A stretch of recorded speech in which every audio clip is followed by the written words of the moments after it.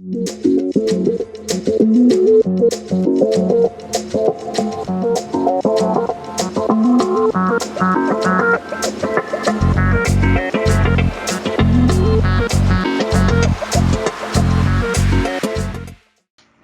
tardes, estimados asistentes. En nombre de la Escuela Profesional de Ingeniería de Computación y Sistemas, le damos la más cordial bienvenida a este webinar de hoy, titulado Serverless y arquitecturas orientadas a eventos en la nube, a cargo de José Yapur, quien es arquitecto de soluciones en nube en Microsoft. Los dejo con José Luis. Gracias. Gracias. Hola a todos, buenas tardes. Espero que estén muy bien.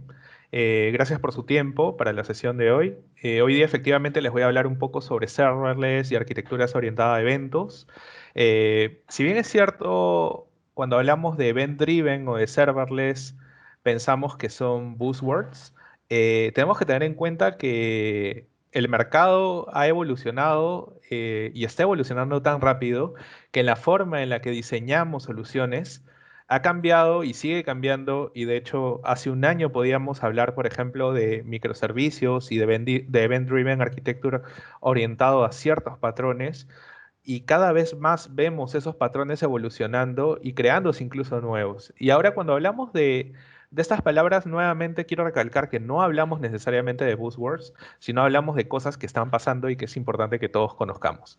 Entonces, el día de hoy voy a explicarles un poco los conceptos básicos de serverless y algunos patrones de diseño que están disponibles en conjunto con Event Driven, y les voy a mostrar cómo desde Azure, que es la nube de Microsoft, podemos crear un modelo en el cual un servicio serverless pueda recibir información, ser procesada por un sistema de mensajería, y un evento tomaría ese mensaje y lo llevaría a una base de datos de forma síncrona. Y vamos a ver cuáles son los beneficios y por qué deberíamos diseñar ese tipo de soluciones. Entonces, lo primero es cuando hablamos de serverless, creo que es obvio que estamos hablando de algo que no tiene servidores, ¿ok? Cuando hablamos de algo que no tiene servidores, no significa que atrás no haya infraestructura que esté soportando el servicio. Estamos hablando de que esa infraestructura realmente es algo que yo no administro, que yo no manejo, que yo no controlo. Eso significa que yo ya no debo hablar sobre cores, sobre memoria, sobre discos, ¿no? Ya no hablo sobre eso, sino que me enfoco únicamente en la aplicación y en el funcionamiento de la aplicación. 1, 2, 3, 4, 4, Un favor, 3, si 2, pueden 1. poner mute en su micrófono, les agradecería bastante. Eh, entonces, cuando hablamos de estas aplicaciones serverless, vamos a hablar nuevamente de que son aplicaciones en las cuales yo solo me tengo que encargar de la aplicación, del código, y no del resto de cosas que habilitan una aplicación, como la infraestructura, el sistema operativo y el servidor de aplicaciones. Lo otro es que está diseñado para estar siempre disponible. Y cuando hablamos de que está diseñado para estar siempre disponible, estamos hablando básicamente de que pase lo que pase, mi proveedor de nube, ¿ok?, va a procurar tener un cierto nivel de servicio para que esta aplicación funcione, ¿ok?, sin ningún problema. Y una de las cosas interesantes de esto, y que ha roto el paradigma de cómo desarrollo, creo e incluso cómo costeo una aplicación, es de que cuando yo despliego mis backends, mis servicios, mis microservicios en serverless, en funciones, lo que va a pasar es que no voy a pagar nunca por tener esa aplicación desplegada. O sea, imagínense, el backend de su aplicación siempre está disponible, pero yo nunca lo pago. Y solamente lo pago si es que alguien hace un llamado a esa función o a esa API o a ese backend.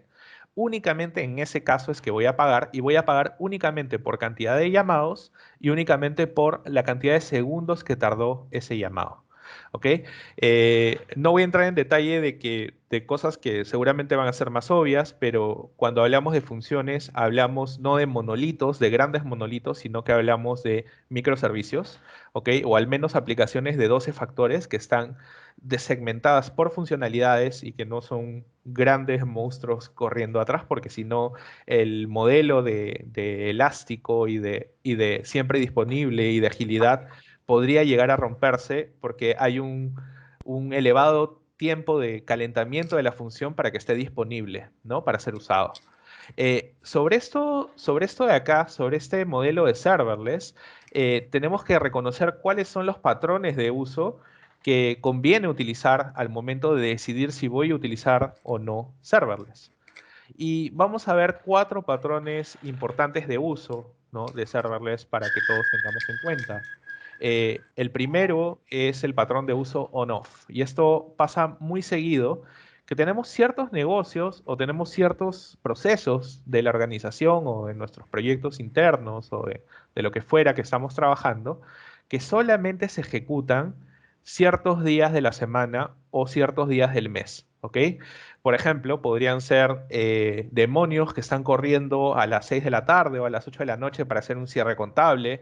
Podría ser que estoy haciendo un cálculo, por ejemplo, financiero. Podría ser que estoy actualizando información que obtengo de mis sistemas legados hacia mi sistema nube.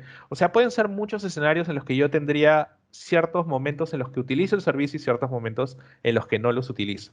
Este primer patrón on-off es uno de los más óptimos para la utilización de modelos serverless porque me ayuda a reducir muchísimo los costos, ¿no? Un punto importante es que, nuevamente, cuando consideramos nube, todos mis costos son costos operativos. No existen costos de capital porque no tengo activos, ¿ok? El segundo punto es de el crecimiento rápido, ¿no? El growing fast.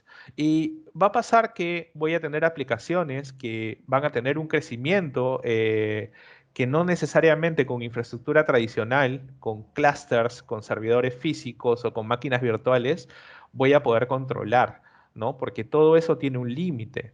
Y adicionalmente no solo tiene un límite a nivel físico, sino que existe también un límite a nivel económico, ¿no? Entonces, si voy a ir creciendo en servidores, probablemente voy a también tener un mayor gasto, ¿no? Y eso se va a ver también en problemas que pudiera tener la aplicación en el futuro.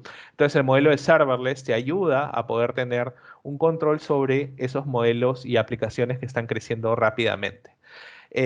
Los unpredictable bursting o los crecimientos no predecibles también son importantes porque muchas veces nosotros confiamos que vamos a tener un nivel de servicio en nuestras aplicaciones. Por ejemplo, vamos a lanzar una nueva aplicación al mercado y lo primero que seguramente todos hacemos es hacerle una prueba de estrés, ¿no?, a esa aplicación. Y al hacer un load test y hacer un stress test, lo que va a pasar es de que voy a poder medir cuántos usuarios son los máximos que mi aplicación va a poder atender en un determinado tiempo y con un determinado recurso de cómputo que tengo provisionado. Y en base a eso yo planifico mi QoS, ¿no? Mi Quality of Service. Sin embargo, podría pasar que no atender a ese otro grupo de usuarios que yo no tenía contemplado representa una pérdida para el negocio. ¿En qué casos pudiera pasar? Imagínense si yo vendo, por ejemplo, tickets, ¿no? Y justo lanzan, no sé, una nueva película de Avengers. Entonces va a pasar que si yo no he cubierto ese pico que no podía predecir necesariamente de demanda, voy a perder ventas, ¿no? Entonces, los unpredictable burstings también son patrones interesantes de utilización de serverless, específicamente de functions. Y el último son los predictable bursting, ¿no? Los predictable bursting son aquellos en los cuales yo sí tengo cierto control de cuándo voy a tener los picos. Por ejemplo, si fuera una institución financiera, probablemente sean los fines de mes que le pagan a todo el mundo, las quincenas, ¿no?, que les pagan a otro resto de personas, o Navidad y fiestas patrias y el día que pagan las utilidades y las CTS, ¿no?, que son básicamente los momentos en los cuales se ve un mayor número de transacciones o de ingresos a los canales digitales o a los canales físicos de atención para poder ver si ya tienen un dinero en sus cuentas, ¿no?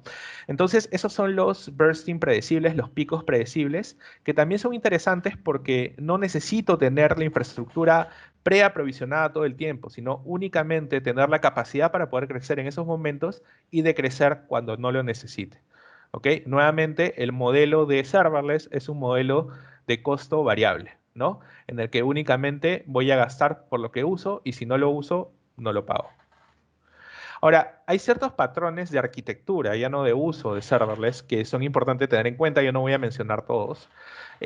Los más importantes y los más utilizados son los patrones de scheduling, que básicamente cubren el modelo de cron jobs, ¿no? De poder tener una tarea programada que se esté ejecutando cada cierto tiempo y que tengo una lógica de negocio que se ejecuta de forma recurrente, ¿no? En ese schedule. También podría hablar del modelo de Event-Based Processing, de procesamiento basado en eventos, que es básicamente que puedo recibir un evento almacenado en un gestor de eventos, que pudiera ser, por ejemplo, un Kafka, ¿no? Apache Kafka, un RabbitMQ o un Service Bus o lo que fuera. Y una vez que recibo ese evento, este function tenga un event handler que procese automáticamente ese evento y se encargue de ejecutar una lógica de negocio. El HTTP trigger podría ser de que llamo directamente a este modelo serverless a través de una URL, como si fuera un API, o algunos otros que pueden ser, por ejemplo, stream processing, que es cuando estoy mandando en streaming información hacia un serverless para que lo vaya procesando también en tiempo real.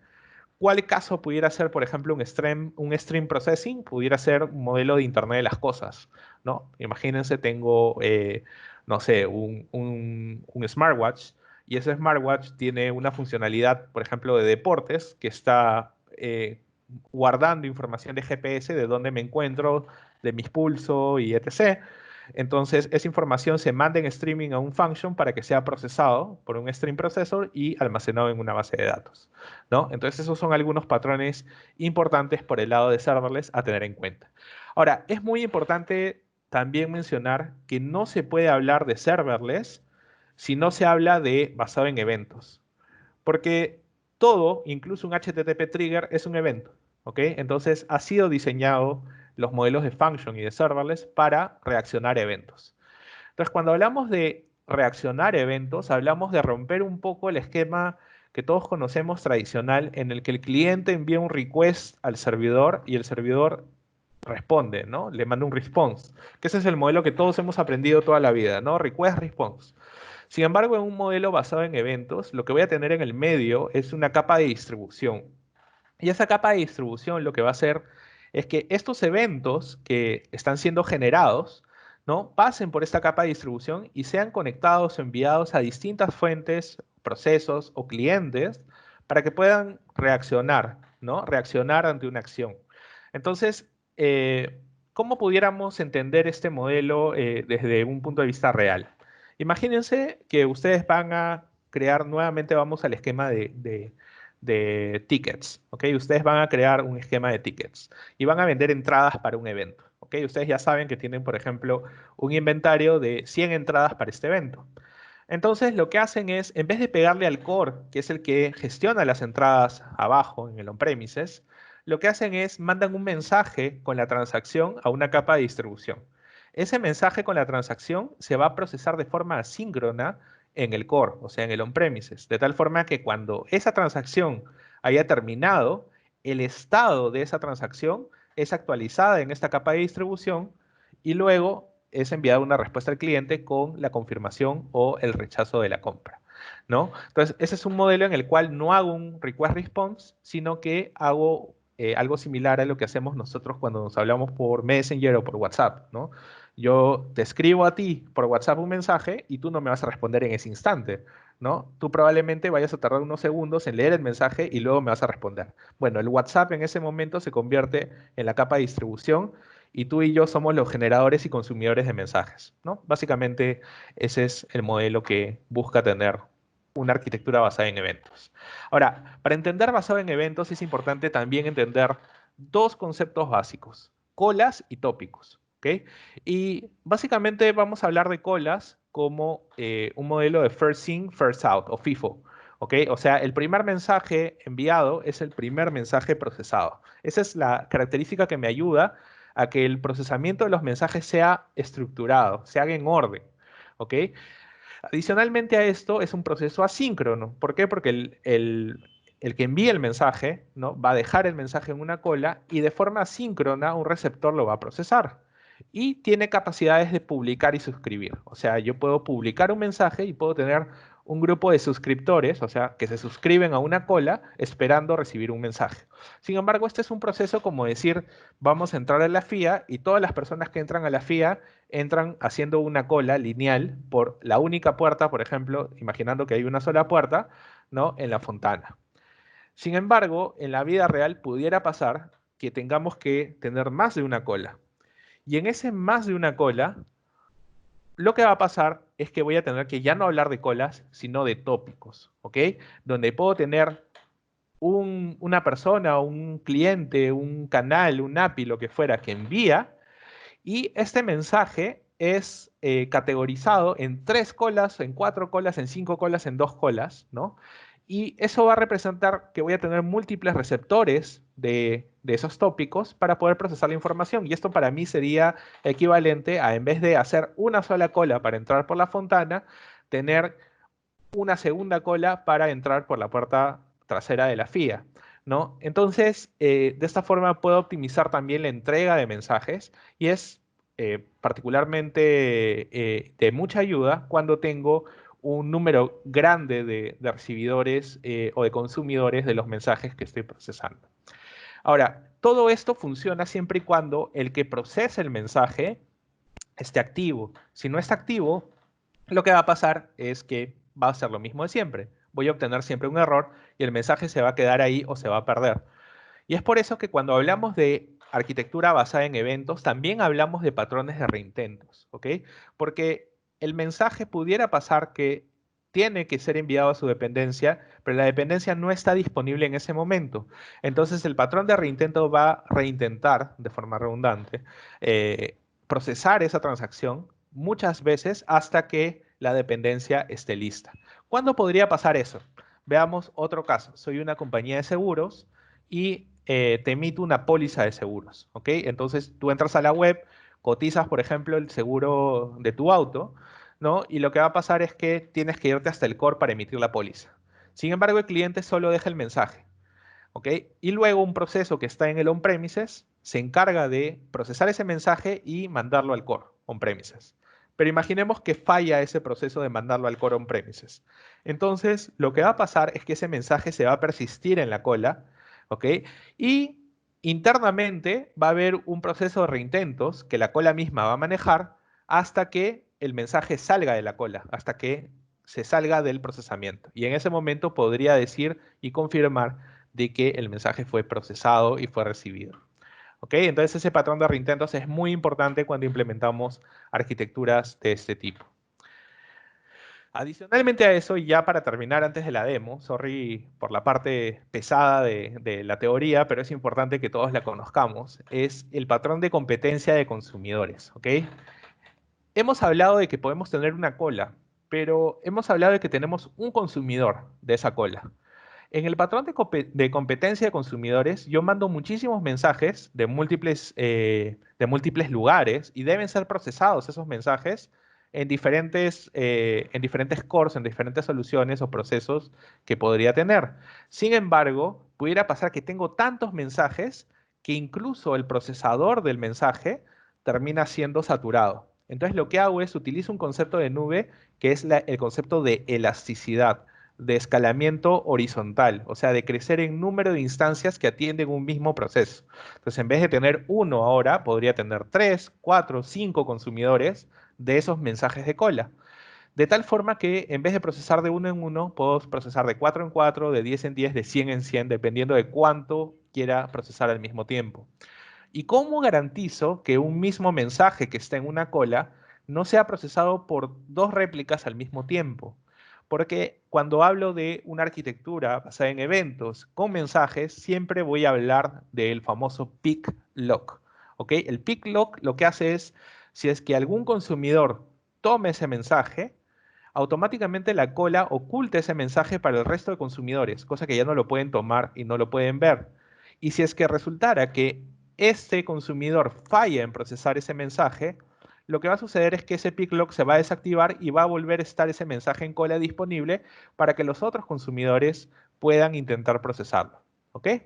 Entonces, dicho esto, vamos a hacer una pequeña demo para demostrar cómo es que funciona todo esto que les estoy comentando. Entonces, ¿qué cosa es lo que vamos a hacer? Vamos a crear un cliente, ¿ok? Ese cliente lo que va a hacer es va a llamar un API, ¿ok? Que vamos a construir, de hecho, en esta demo. Esa API va a dejar un mensaje en una capa de distribución, ¿ok? Esa capa de distribución va a reaccionar, ¿ok? Y esa reacción lo que va a hacer es, va a mandar el mensaje hacia un modelo de datos. ¿Qué es lo que vamos a usar? Por el lado del cliente vamos a usar mamíferos, o sea, nosotros mismos, para ingestar el mensaje. En el lado del API vamos a usar un servicio de Azure que se llama Azure Function, que es nuestro modelo de lógica serverless, ¿ok? En la capa de distribución vamos a usar un Azure Service Bus, que es un bus de servicios de Azure, que nos va a permitir trabajar con colas para depositar ese mensaje.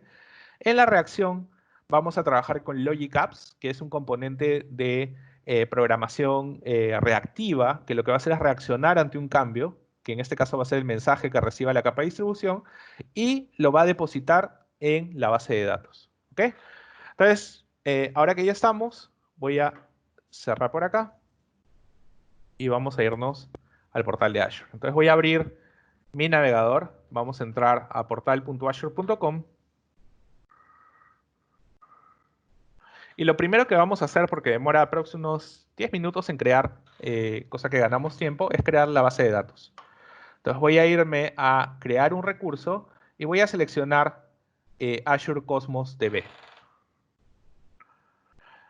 Cosmos DB es la base de datos documental de Microsoft, es una base de datos serverless también. No requiere que le especifiques ni memoria, ni cores, ni nada. Voy a crear un nuevo grupo de recursos para efectos de esta demo y le voy a llamar RG Demo. ¿Ok? Le voy a poner un nombre a esta base de datos.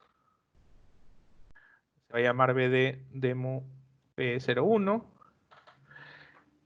Y le voy a decir que esta es una base de datos no productiva. No quiero que esté georredundante y que no tenga multi-escritura en región. Ahora, ¿qué cosa significa esto que estoy poniendo por acá?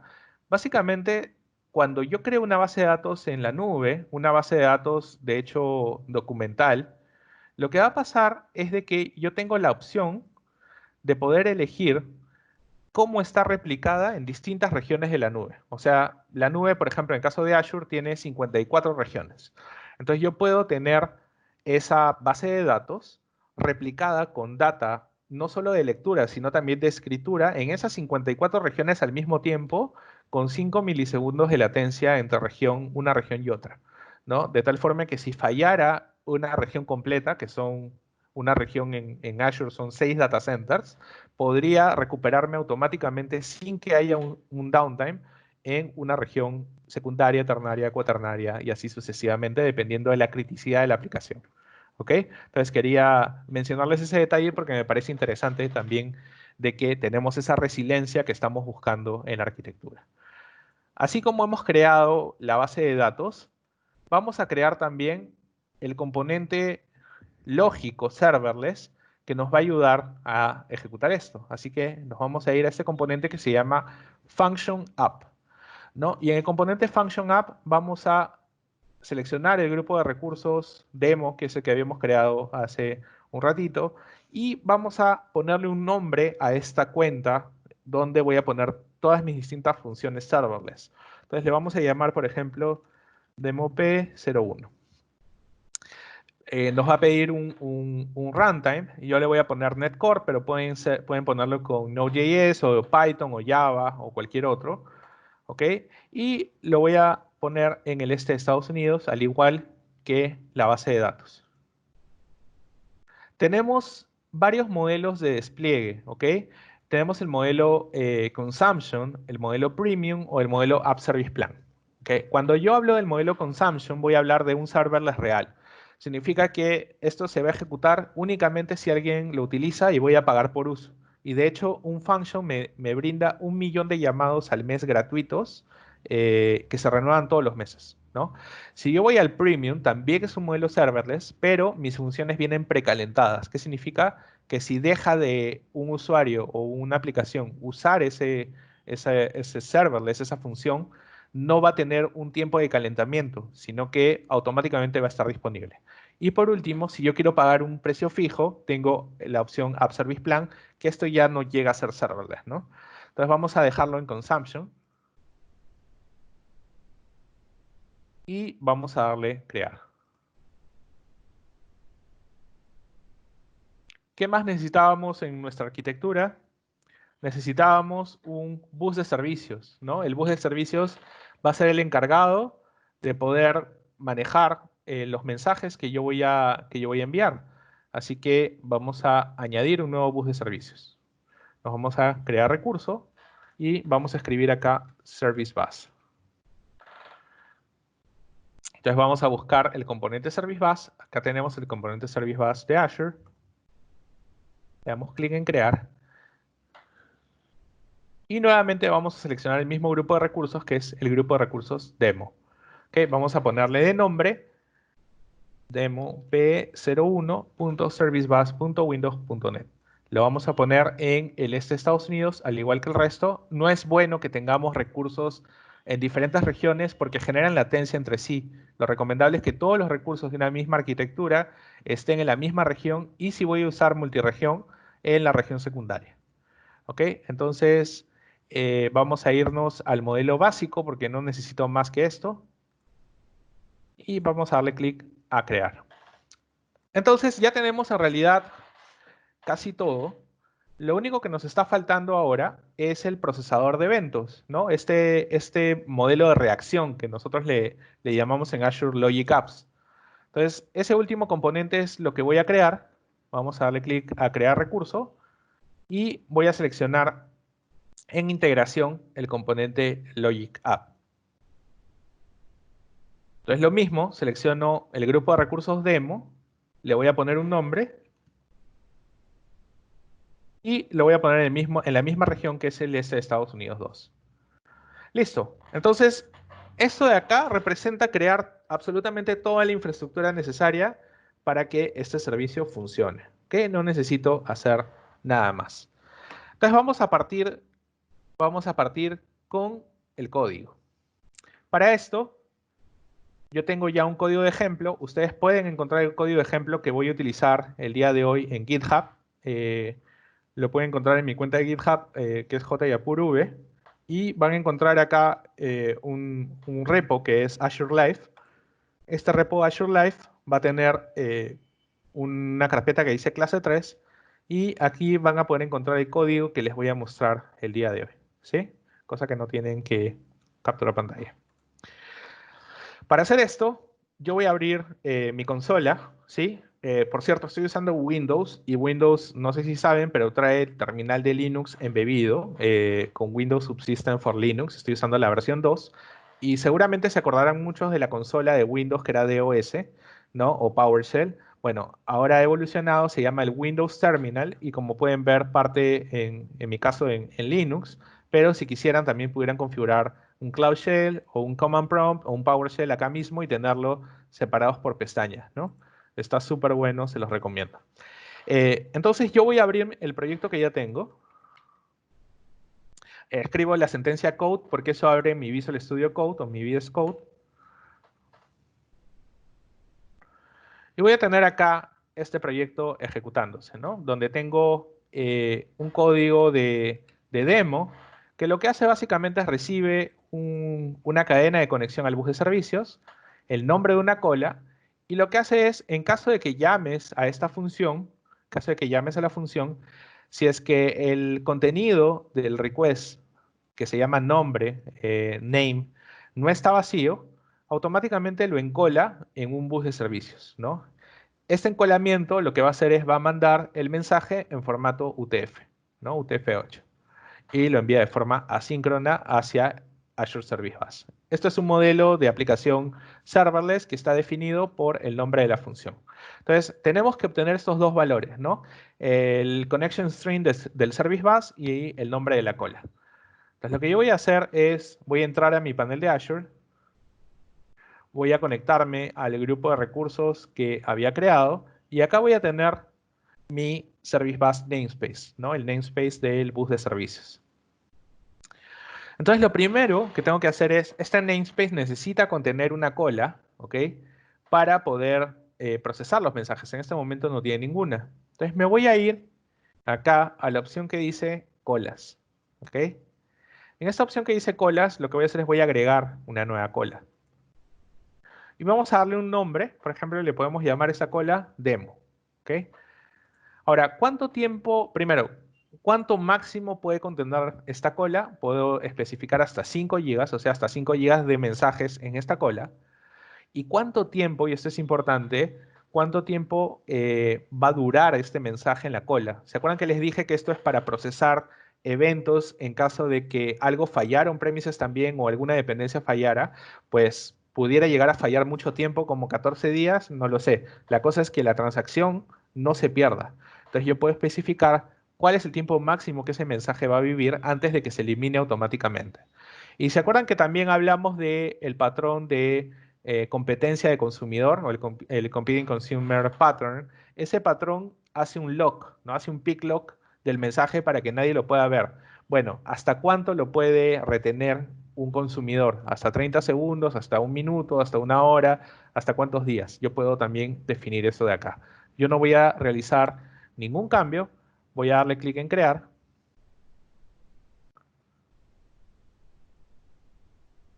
Entonces, ya tengo mi cola creada y estoy listo por ese lado.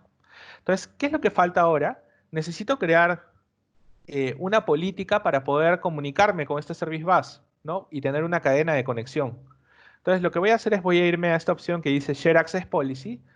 ¿Y por qué no utilizo esta que viene por defecto? Porque esta política le permitiría a este modelo serverless administrar, enviar y escuchar colas. Y yo no quiero eso. Yo solo quiero que envíe mensajes a la cola. Así que solamente voy a crear una política que le dé opción de enviar. Entonces le voy a poner a esta cola envío policy, le voy a llamar. ¿Ok? La voy a crear.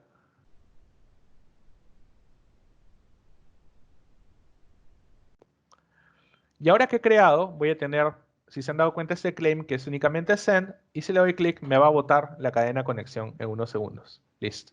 Entonces aquí está esta cadena conexión. Y esta cadena conexión es la que yo necesito pegar en mi código, ¿no? La pego acá donde dice Service Bus Connection String.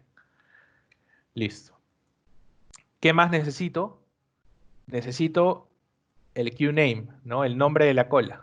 Entonces, ¿qué nombre le pusimos a nuestra cola? Le llamamos demo, ¿no? Acá está, demo. Entonces vamos a ponerle demo. Listo. Entonces, ahora que ya hemos hecho eso, en teoría nuestro programa debería poder compilar y enviar mensajes sin problemas. Antes de hacer eso, voy a validar cuál es el proceso de despliegue de la base de datos para que estemos todos bien. Perfecto. Entonces esto ya va a estar en unos segundos listos para poder continuar. Sin embargo, vamos a probar desde acá. Entonces lo que yo voy a hacer es voy a ejecutar esta aplicación. ¿Cómo la ejecuto? Desde mi terminal le doy Run, le doy clic a Start Debugging. Y esto va a comenzar a ejecutar en mi Windows Subsystem for Linux, o sea, en Linux, literal, el proceso de compilación de mi aplicación .NET Core y va a instalar un emulador de serverless en mi máquina. Entonces, si se han dado cuenta, estoy inicializado el modelo de serverless en mi máquina solamente para hacer el debugging, el testing. Entonces, si yo llamo a este endpoint, HTTP trigger, vamos a darle clic, me dice un mensaje que está esperando mensaje, ¿no? Entonces yo podría, por ejemplo, mandarle un parámetro, name, que le habíamos puesto, y le puedo poner, por ejemplo, José Yapur. Entonces, este modelo lo que va a hacer es, va a mandar el mensaje. Y yo puedo ver la confirmación acá abajo, ¿no? Puedo ver que se procesó correctamente el mensaje y se ha enviado. ¿Cómo valido que ese mensaje efectivamente haya sido recibido?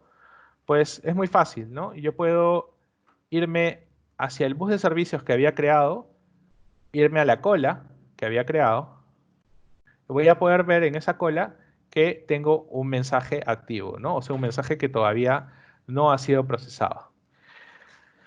Entonces, quería abrir, ahora sí, mientras termine en unos minutos esta creación de base de datos, quería abrir el micrófono por si hasta este punto tienen alguna duda o consulta. Pueden levantar la mano si alguien tiene alguna consulta.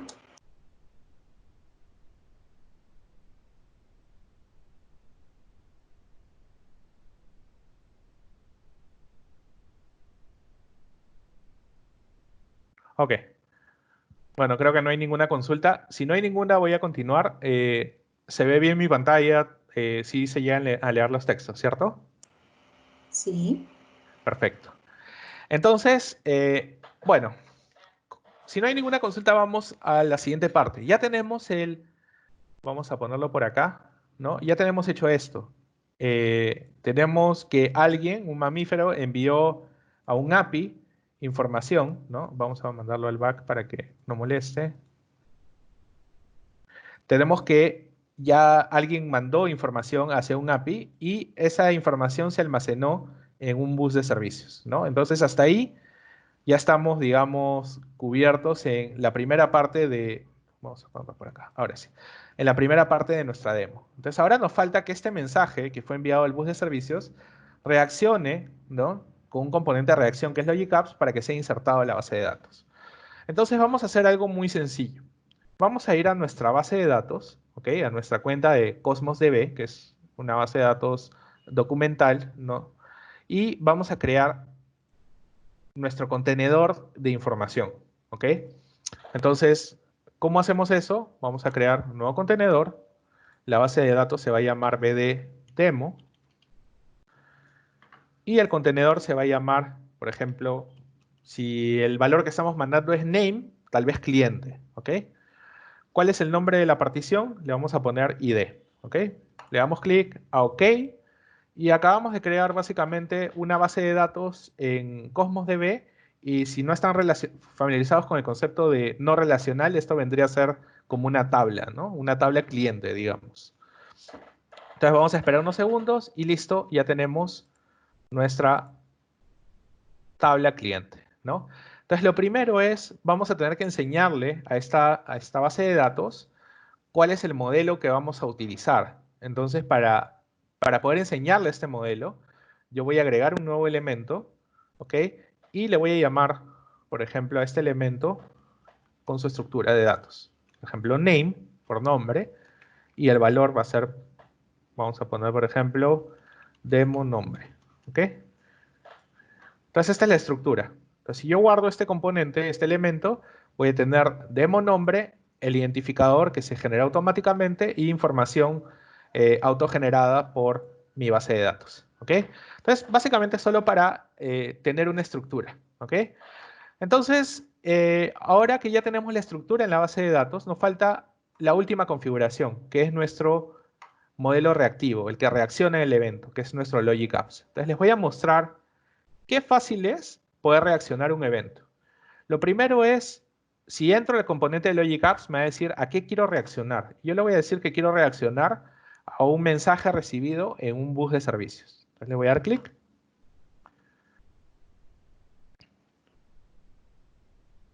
¿Ok? Y ahora lo que voy a hacer es, voy a establecer cuál es la conexión que voy a establecer. ¿No? Entonces acá yo tengo el mío, que es demo P01, y le voy a poner un nombre a esta conexión. Un segundito.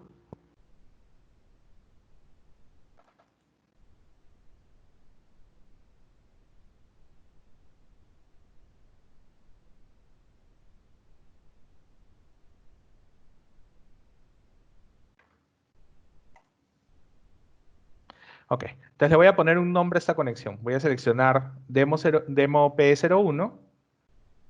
Voy a utilizar mi política root, en este caso porque sí es un administrador el que va a reaccionar al evento. Y le voy a poner el nombre de esta conexión, que se va a llamar bus conexión. Bus connect.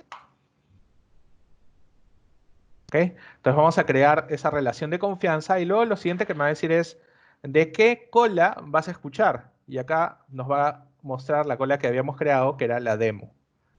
¿Ok?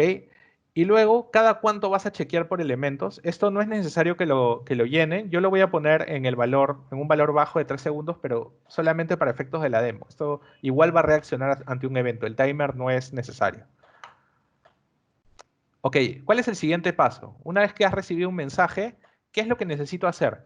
Bueno, los mensajes del bus de servicio están almacenados en base 64, ¿ok? Que es un tipo de codificación. Entonces yo quiero almacenar ese valor como texto. Y lo que voy a hacer es voy a crear una variable, ¿ok? Para poder almacenar esa información. Entonces voy a irme a la opción que dice variables y voy a inicializar una variable, ¿ok? Entonces le voy a poner un nombre a esa variable, se va a llamar, por ejemplo, mensaje, ¿ok? Y el mensaje va a ser de tipo string y el valor lo va a obtener del paso anterior. Y fíjense que acá a la derecha se muestran los valores que va a tomar, ¿no? Los valores que va a autocompletar. Entonces, en mi caso, yo tengo que seleccionar el valor que dice contenido, ¿no? Contenido del mensaje. Listo. ¿Qué más necesitamos? Como el identificador, o sea, el ID del objeto es un ID autogenerado, necesito tener un valor que lo que haga es autogenere un ID. Así que voy a crear nuevamente otra variable, vamos a inicializarla, que va a generar un GUID. ¿Ok? Así que le vamos a ir a la opción string y donde dice valor, así como pude autocompletar los valores del paso anterior, también puedo utilizar expresiones. ¿Ok? Y en esta expresión lo que vamos a hacer es, vamos a utilizar GUID. ¿Ok? GUID. Ok, listo. Entonces esto me va a generar un texto aleatorio, ¿no? Perfecto. Entonces ahora que ya están estas dos opciones, mi siguiente y último paso va a ser enviar esa información a la base de datos. Entonces lo que voy a hacer es voy a seleccionar una acción y voy a seleccionar Cosmos DB. Y dentro de Cosmos DB voy a poner la opción que es crear o actualizar un documento, que básicamente sería el equivalente a crear un registro. Entonces le pongo un nombre a esta conexión, se va a llamar bddemocon. Selecciono la base de datos que había creado previamente y le voy a dar clic en crear. Entonces ya tengo, fíjense, estoy automatizando un proceso que en otros momentos hubiera tenido que ser un código, ¿no? Y yo lo estoy automatizando. Entonces voy a seleccionar el Database ID, que acá está bddemo, el nombre de la colección, que es cliente, y acá es donde voy a poner la estructura del documento que voy a crear. Y como esto es un JSON, lo que voy a hacer es voy a abrir mis corchetes y voy a poner la estructura. Habíamos dicho que iba a ser name y luego el valor, ¿no? Ahora, este valor name se obtiene del mensaje, de la variable que habíamos creado, así que simplemente autocompletamos poniendo mensaje. Coma, vamos a poner también el ID. Y ese ID también se autocompleta de la variable anterior, que era GUID. Así que lo vamos a poner por acá. Lo último que nos falta, parece redundante, pero tiene un sentido a nivel de particionamiento de bases de datos no relacionales, es el tema del partition key value, que en mi caso no está bien. Ustedes deberían tener un mejor diseño de base de datos no relacional, pero para efectos de la demo voy a utilizar el ID como partición. Voy a pasar el mismo valor. Voy a pasar el mismo valor, también entre comillas, GUID. ¿Ok? Solamente para que ambos coincidan. Listo, ya estamos listos. Voy a guardar este modelo. ¿Y qué es lo que va a pasar? ¿Recuerdan que les dije que esto reacciona ante eventos? Pues teníamos un mensaje en cola que nadie procesó y que duraba hasta 14 días. Entonces, si yo refresco, deberíamos encontrar que ese mensaje ya se procesó. Fíjense, ya está en Succeed. Y vamos a ver todo el flujo completo de cómo sucedió esto. Y el flujo completo lo podemos ver de forma gráfica.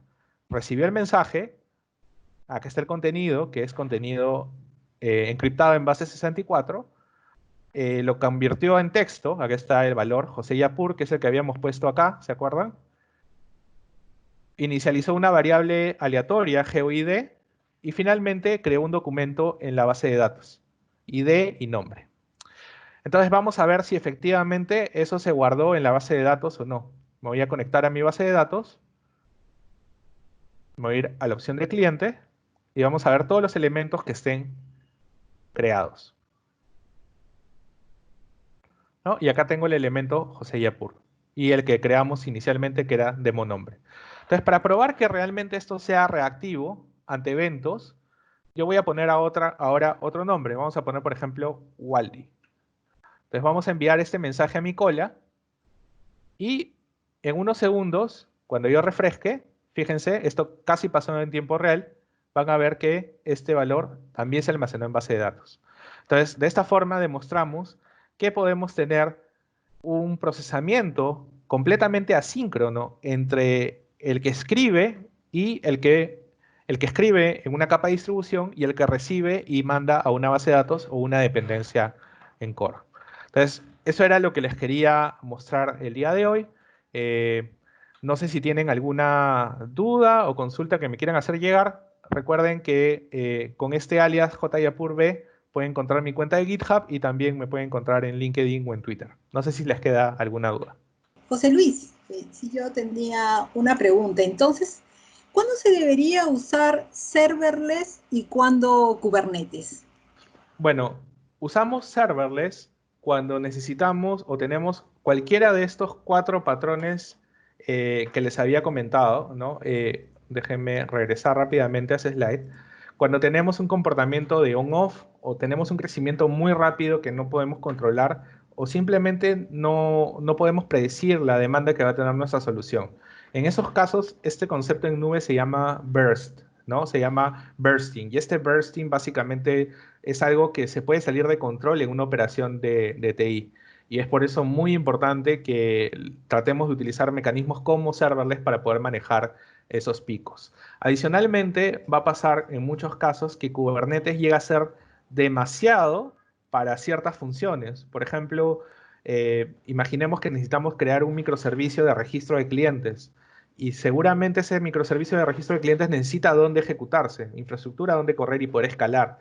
Sin embargo, tener un clúster de Kubernetes para un solo servicio pudiera ser demasiado, ¿no? Entonces esto se utiliza para cosas o procesos muy puntuales o cuando se cumpla cualquiera de estos 4 patrones de arquitectura.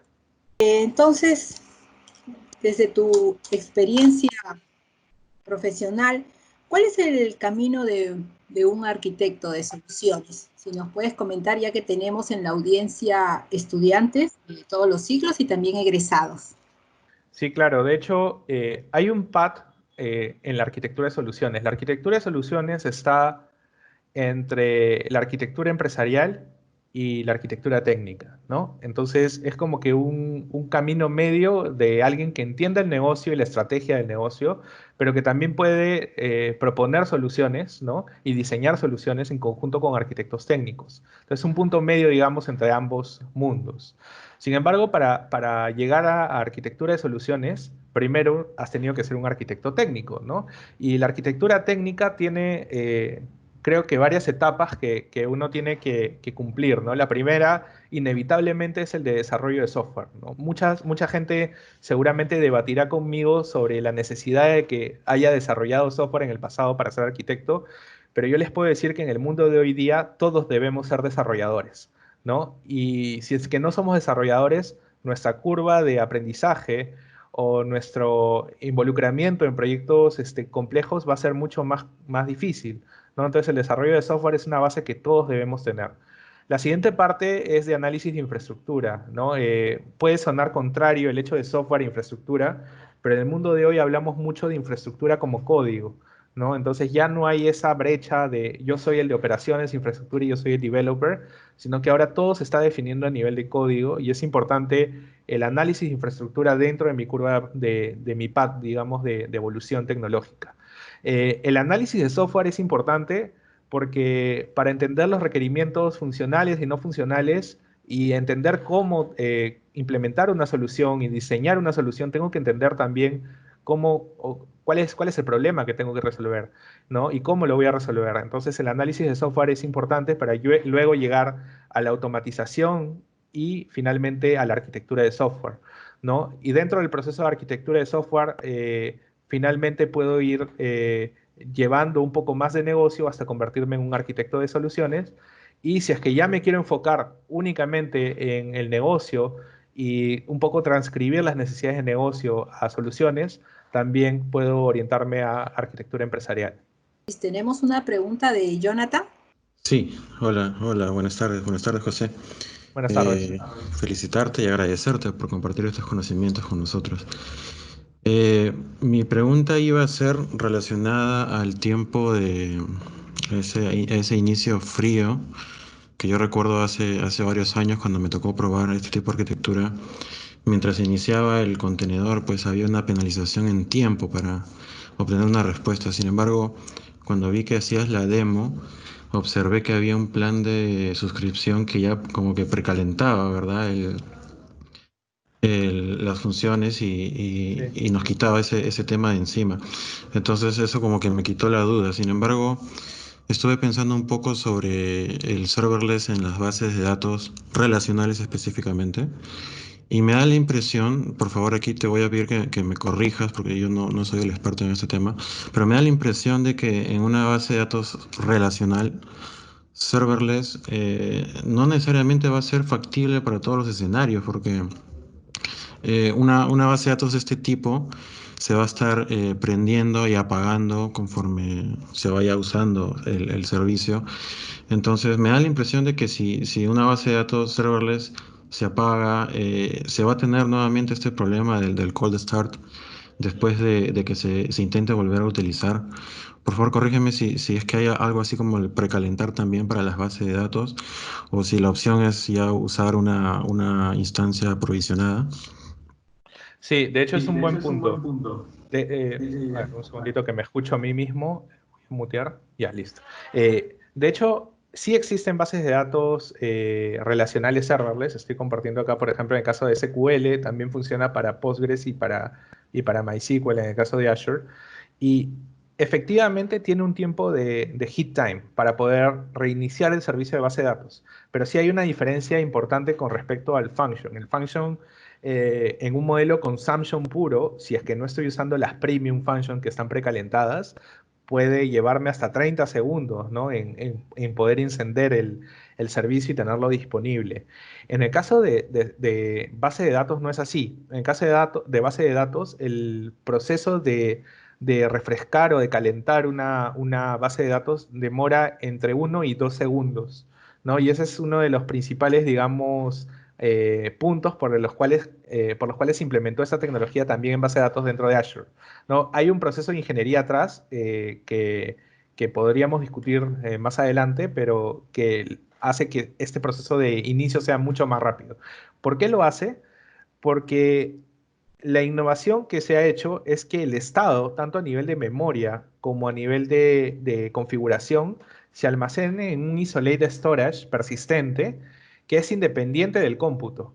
Entonces, cuando se requiere nuevamente, entra la petición a través del balanceador capa 4, ¿no? Para hacer la petición, y el balanceador capa 4 hace allocation de cómputo, pero el estado de la base de datos se mantuvo. Entonces ya no tiene que ser calentada. No sé si me dejo entender. Entonces es un sobreposicionamiento del cómputo sobre el storage que almacena tanto estado de memoria como de configuración. Entonces, en ese caso no sería un problema. Y ese storage siempre se va a estar facturando, ¿verdad? A pesar que esté apagado. De hecho, comercialmente en el caso de Azure no te lo cobran. No sé cómo será en el caso de otras bases de datos. Bien, José Luis, muchas gracias por tu exposición. En verdad te comprometemos para una siguiente. O sea, muy interesante el tema. Espero que les haya servido a todos nuestros asistentes.